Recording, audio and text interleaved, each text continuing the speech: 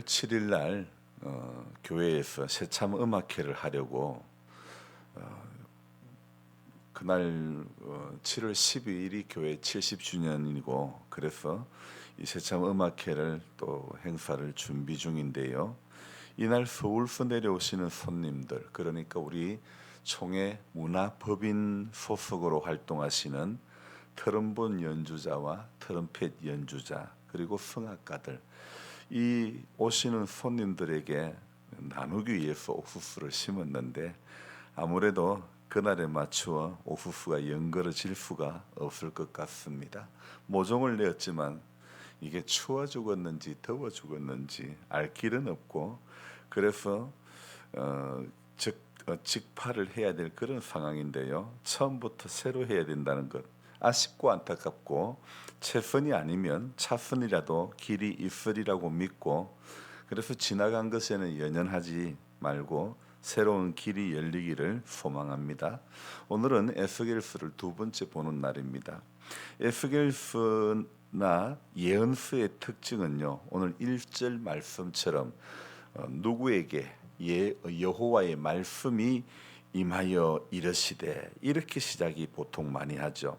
이런 형태를 띄고 시작을 하죠. 근데 말씀을 이렇게 시작하는 것은 에스겔이나 아무개 선지자가 전하는 내용이 인간의 생각이 아닌 하나님으로부터 온 계시라는 것을 먼저 밝히는 겁니다. 그래서 오늘 에스겔 이 17장에서 에스겔 선지자에게 하나님의 말씀이 임하여 이스라엘 족속에게 전하게 하시는 말씀이 무엇인지 살펴보기를 원합니다. 2절을 보실까요? 인자야 너는 이스라엘 족속에게 수수께끼와 비유를 말하라.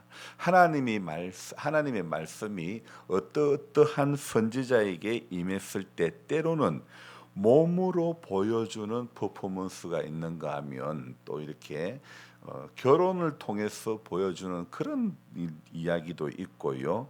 오늘 이 17장처럼 수수께끼와 비유로 말씀하게 하는 것도 있지요. 그렇다면 오늘 이 2절에서 말씀하는 수수께끼와 비유가 무엇일까요? 무엇인지 알아보길 원합니다.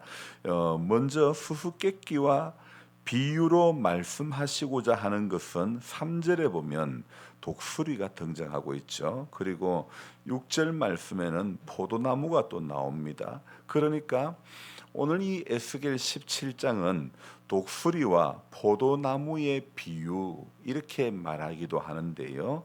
다른 선지서에서 쉽게 접하지 못하는 방식으로 오늘 말씀을 에스겔을 통하여 하나님은 전하게 하십니다. 여러분 보통 수수께끼라고 그러면요. 이것은 어떤 형태입니까? 뜻을 감추거나 확실히 알지 못하도록 이렇게 불명료하게 해석이 난해한 그런 말을 의미하는 거죠.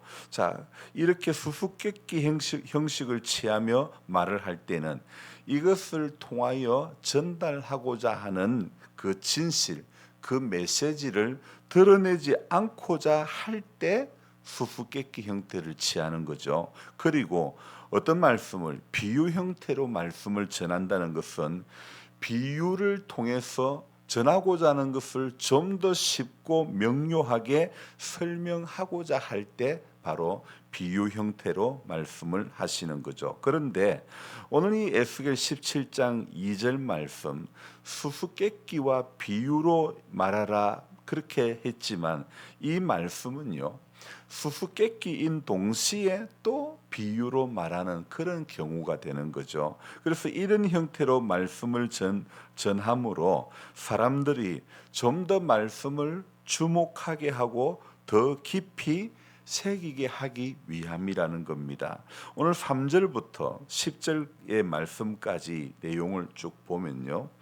두 마리의 독수리가 등장하고 그리고 3절에 백향목도 등장하고 있고 그리고 포도나무도 등장하죠. 그리고 이것들을 통해서 수수께끼 형태로 띄고 또 비유 형태로까지 띄면서 말씀을 하는데 그리고 이 11절부터 21절까지는 앞에서 말하는 비유에 대한 해석을 이야기하고 있는 그런 부분입니다.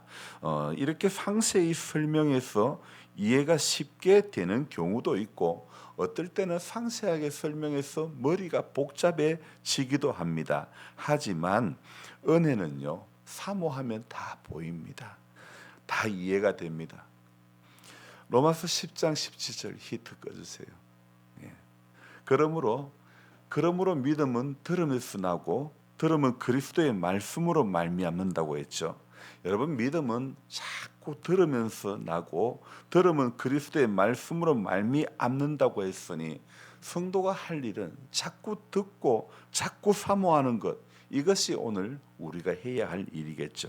오늘 이 3절에 왜 하나님의 말씀이 맹금류인 이 독수리를 말씀하고 있고 또 백향목 높은 가지를 꺾는 모습을 보여주고 있는 것입니까? 이 말씀이 의미하는 바가 무엇입니까? 여기에서 독수리를 비유로 말하는데 사실은 이 독수리가 진짜 독수리가 아니라 실상은 독수리같이 거대한 나라 누구요? 바벨론을 의미하는 거죠. 이 바벨론 왕이 레바논에 이르러 백향목 높은 가지를 꺾되 4절에는 그 연한 가지 끝을 꺾어 가지고 장사하는 땅에 이르러 상인의 성읍에 두고 여기에 그 연한 가지 그 왜 백향목 그 연한 가지 이 말씀을 하는가 하면 이게 또 수수께끼가 되는 거예요. 그러니까 여기서 말하는 백향목은 그 연한 가지라 말하는 것은 이제 왕으로 즉위한 지 석 달밖에 되지 않은 여호야긴 왕을 이야기하는 겁니다. 솔로몬 왕 때 건축한 궁궐들이 어떤 나무로 되어졌습니까? 백향목이죠, 그죠? 백향목으로 지어졌는데 그래서 이 백향목이라고 하는 것은 이 말씀이 의미하는 것은요, 유다 왕권을 이야기하는 것입니다. 유다 왕권을 상징하는 나무가 바로 백향목인데 어린 가지는 여린 가지는 연한 가지는 바로 시드기야이고 장사하는 땅이라는 것은 바로 바벨론을 말하는 것입니다. 또 이 다른 독수리가 또 등장하죠. 이 두 마리가 왜 등장합니까? 이 두 마리의 독수리는 무엇을 의미하는가 하면 첫 번째 이 3절에 소개되고 있는 큰 독수리는요, 바로 바벨론을 의미하는 것이고 두 번째 독수리는 애굽을 의미하는 것입니다. 그런데 이 독수리는 처음 독수리보다 화려하지는 않지만 보니까 여기에 날개가 크고 털이 많은 독수리라고 그렇게 7절에 소개하고 있죠. 힘없는 포도나무가 여기 힘없는 포도나무라고 하면 바로 이스라엘을 의미하는 건데요. 이 힘없는 포도나무가 첫 번째 독수리 바벨론에게 등을 돌리고 두 번째 독수리 애굽을 향해 뿌리를 뻗었다는 것입니다. 그러니까 이스라엘이 애굽의 도움을 받으려고 뿌리를 뻗은 거죠. 하지만 결국 하나님께서는요, 바벨론 첫 번째 독수리를 통해 가지고 애굽을 향한 포도나무의 뿌리를 마르게 하시는 겁니다. 그러니까 이 오늘 포도나무의 비유를 통해서 말씀하시는 것은 이 비유는요, 바벨론 의지하지 말라는 겁니다. 애굽으로 향하지도 말라는 겁니다.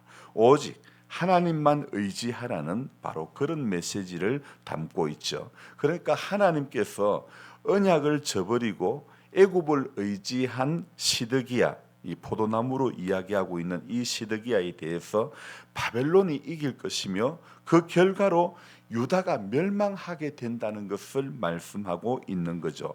그렇기 때문에 친애굽 정책을 버리고 바벨론의 심판 아래 굴복하는 것이 하나님의 심판이며 하나님의 뜻이며 심판을 통해서 하나님은 유다 나라, 너희 나라를 새롭게 하시겠다는 겁니다.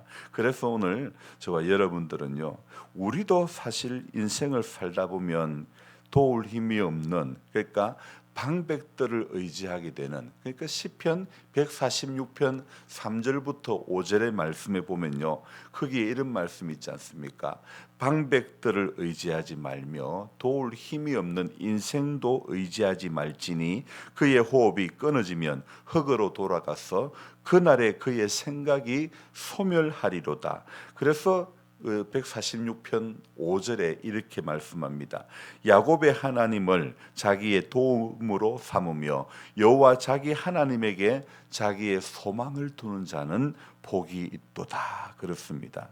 여러분, 유한한 인간이요, 그 유한한 인간에게 진정한 도움은 사람이 될 수 없습니다. 어떤 기인들이, 어떤 정치적인 유력한 힘을 가진 사람이 진정한 도움이 될 수 없고, 영원하시며 천지를 지으신 여호와 하나님께만 소망을 두는 인생이, 그 인생이 복되다는 것입니다. 그래서 오늘도요, 여러분, 사람 의지할 거 없습니다. 인간의 어떤 것도 의지할 것 없고, 도울 힘이 없는 인생도 붙잡을 필요가 없고, 그거 다 그 호흡이 끊어지면 그냥 돌아가서 당일에 그거 전부 다 소용없다는 겁니다. 그러니까 저와 여러분들은 오늘도요, 야곱의 하나님이 내 하나님이다, 성경에 기록되어 있는 이 하나님이 나의 하나님이다, 여기 약속하고 있는 말씀이 나에게 약속하신 말씀이다, 이렇게 고백하면서 저와 여러분들 어떤 인생을 살면서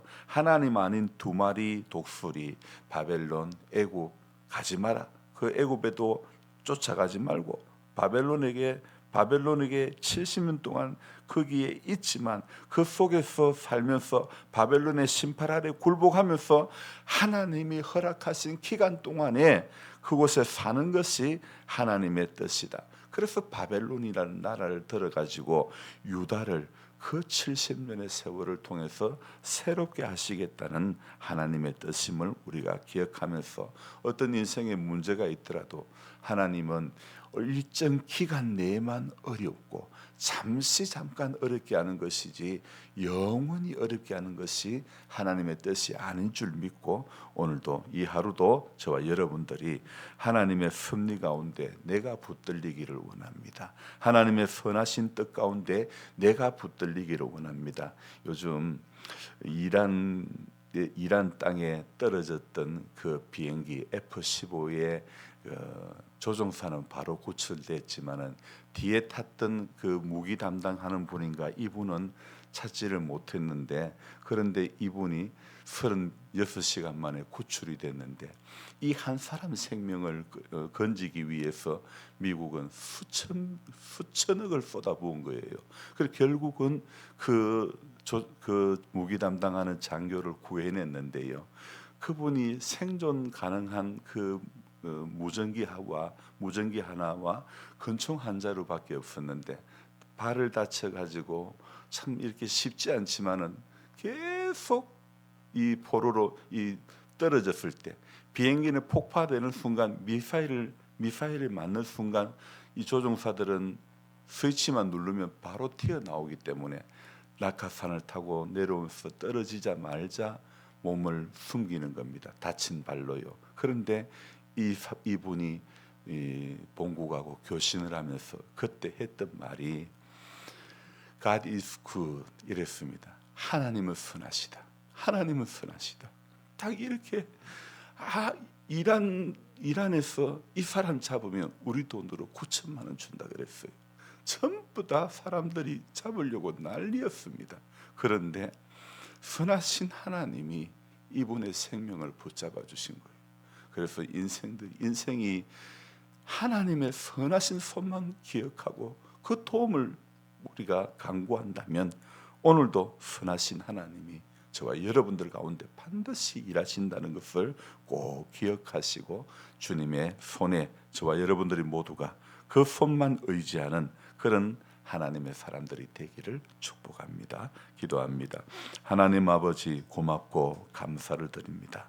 우리에게는 어떤 힘이 없습니다. 우리에게는 어떤 능력이 없습니다. 그래서 우리는 종종 큰 힘을 의지하고자 합니다. 하나님 아닌 다른 힘을 찾으려고 할 때가 많습니다. 그러나 오늘 하나님의 말씀은 비유로 독수리와 포도나무의 비유를 통해서 말씀하시고자 하는 것, 바벨론도 길이 아니고 애굽도 길이 아니고 하나님 아버지 오직 우리 이 모든 일들을 이루어 가시는 하나님만이 인생의 유일한 소원의 항구가 될 줄로 믿습니다. 그래서 하나님 아버지 오늘도 이 말씀을 붙잡은 우리들은 세상에 의존하는 인생이 되지 않기를 원합니다. 오직 약속하고 있는 말씀에 의존하는 하나님의 사람들이 다 될 수 있도록 도와주시기를 원합니다. 하나님 아버지 방백들 기인들 의지하고자 하는 마음이 생각될 때마다 우리 머릿속에서 우리 생각 속에서 그런 마음 제해 주시고 힘이 없는 인생들 다 붙잡아도 소용이 없다는 것, 그래서 야곱의 하나님이 내 하나님이라고 오늘도 고백하며 자기 하나님에게 소망을 두는 우리 모두가 될 수 있도록 하나님 도와주시옵소서. 오늘 우리 박이숙 집사님 또 치료의 과정 속에 서울로 올라갑니다. 하나님 아버지 결과를 보며 어떻게 치료를 해야 될지 또 어르신들의 이야기를 듣게 됩니다. 이 모든 과정 속에 하나님은 선하시다 고백할 수 있도록 도와주옵소서. 하나님의 영원하신 약속에 붙들림 받은 귀한 가정, 귀한 우리 집사님들 되도록 도와주시고 우리 하나님 또 연약함 가운데 있는 우리 김진옥 목사님 또 지금은 신앙의 자리에서 멀어져 갔지만 우리 박봉희 집사님 불쌍히 여겨주시고 하나님 그 막힌 혈관을 뚫어주시고 일상생활에 말이 잘 될 수 있도록 회복시켜 주시옵소서. 연로하신 모든 분들 오늘도 하나님 아버지 모든 출입을 지켜주시고 기억력이 쇠퇴해져 가고 있는 연약하신 모든 분들에게도 하나님 치매의 진행이 늦어지게 해주시고 땅에 사는 동안에 하나님 아버지 기력이 세지지 않는 은혜를 모두에게 허락하여 주옵소서. 오늘 이 하루도 주님께 모든 것 맡길 수 있는 그런 믿음을 우리에게 주시고 주만 바랄 수 있는 우리 모두가 되게 해 주옵소서. 감사를 드리며 예수님의 이름으로 기도드리옵나이다. 아멘. 간절한 마음으로 주여 부르고 기도합니다. 주여 주여 주여. 하나님 아버지 새로운 또 이 한날을 시작하면서 에스겔을 통하여